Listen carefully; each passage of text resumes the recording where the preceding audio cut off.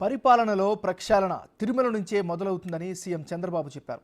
శ్రీవారి సన్నిధిలో ఓం నమో వెంకటేశాయ నామం తప్ప మరే నినాదం వినబడొద్దని వ్యాఖ్యానించారు.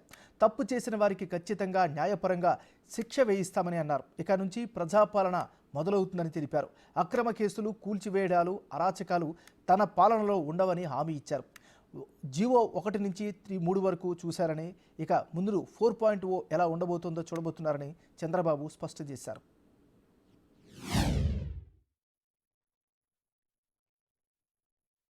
ఈ 5 సంవత్సరాలు పరిపాలన తిరుమల తిరుపతి దేవస్థానంతోనే ప్రారంభం కావాలి. ప్రక్షాళన ప్రసాద క్లీనింగ్ లేకపోతే పరిశుభ్రత అన్నిటికీ తిరోధకాలు చేశారు. కడా నేను వస్తే పరదాలు కట్టే పరిస్థితి, ఇంకా హ్యాంగ్ ఓవర్ పోలేదు. పరదాలు కట్టేస్తున్నారు అంటే అలవాటు అయిపోయింది. రెండోది, మనుషులు వస్తే వాళ్ళకి హ్యాండిల్ చేయడం తెలియడం లేదు. మనుషులు వస్తే హ్యాండిల్ చేయడం తెలియదు కాబట్టి కర్ఫ్యూ పెట్టేయడం. కర్ఫ్యూ పెట్టేస్తే ఎవరు రారు, ఇంక నేరుగా వెళ్ళిపోవచ్చు, నేరుగా వచ్చేయచ్చు అన్నమాట. ఇలాంటి కల్చర్స్ అంతా చూస్తే చాలా బాధ వేస్తుంది.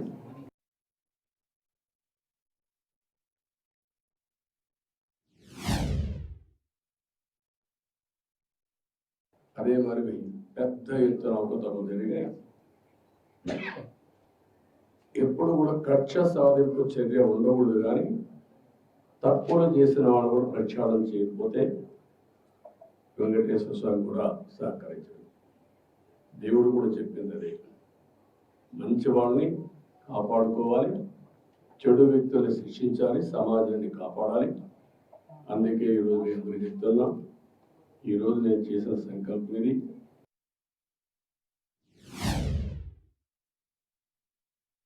నిన్న జరిగిన ఎన్నికలు చూస్తే ఎవ్వరికీ నమ్మకం లేదు, భయపడ్డారు. కానీ నాకు నమ్మకం ఉంది, విశ్వాసం ఉంది, ప్రజల మీద అపారమైన గౌరవం ఉంది. నేను ఒకే మాట చెప్తాను, ప్రజలు గెలవాలి, రాష్ట్రం నిలబడాలి. తెలుగువారు ప్రపంచంలో ఎక్కడున్నా వచ్చి మీ బాధ్యత మీరు నిర్వహించమని చెప్పాను. ఆ బాధ్యత వాళ్ళు నిర్వహించారు. వాళ్ళు నిలిచారు, ప్రజలు గెలిచారు, రాష్ట్రాన్ని నిలబెట్టారు. వాళ్ళు మేము గౌరవించాలి. ఆ కార్యక్రమానికి శ్రీకారం చుట్టాం. నేను ఏ ఒక్కరి వ్యక్తిని కాదు, వెంకటేశ్వర స్వామి సమక్షంలో చెప్తున్నా, నేను అందరి వాటిని, 5 కోట్ల ప్రజల మనిషిని, నేను 5 కోట్ల ప్రజలకు సంబంధించిన వ్యక్తిని.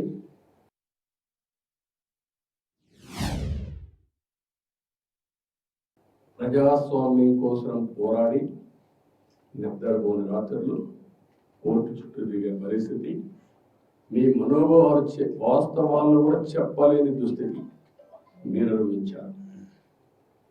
రాజకీయ పార్టీ నాయకులు, రాజకీయ పార్టీ కార్యకర్తలు విపరీతమైన క్షోభ అనుభవించారు.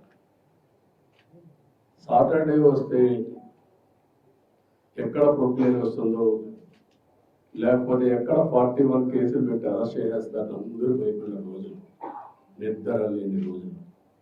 ఇప్పుడు ఎక్కడ చెట్లు నరికే పని లేదు, అర్థాలు కట్టే పరిస్థితి లేదు, లేకపోతే ప్రొక్లేన్ పంపించే పరిస్థితి లేదు. కానీ ప్రజాపాలన స్టార్ట్ అయింది. వైకుంఠంలో ఉన్న అనుభూతి కలుగుతుంది. నేను ఎన్నోసార్లు ఫీల్ అయ్యాను, ఇప్పుడు కూడా ఫీల్ అవుతున్నా. అందుకే నేను ఇక్కడికి వచ్చినప్పుడు అన్ని విషయాలు మర్చిపోయి ఒక పవిత్రమైన భావంతో పోవాలి. ఒకే స్లోగన్ ఉండాలి, ఏడుకొండలవాడ వెంకటరమణ గోవింద గోవింద తప్ప, ఓం నమో వెంకటేశాయ తప్ప వేరే స్లోగనే ఉండకూడదు, వేరే వ్యక్తి జ్ఞాపకం రాకూడదు. ఆ ధ్యేయంతోనే మొత్తం ప్రక్షాళన చేస్తాం.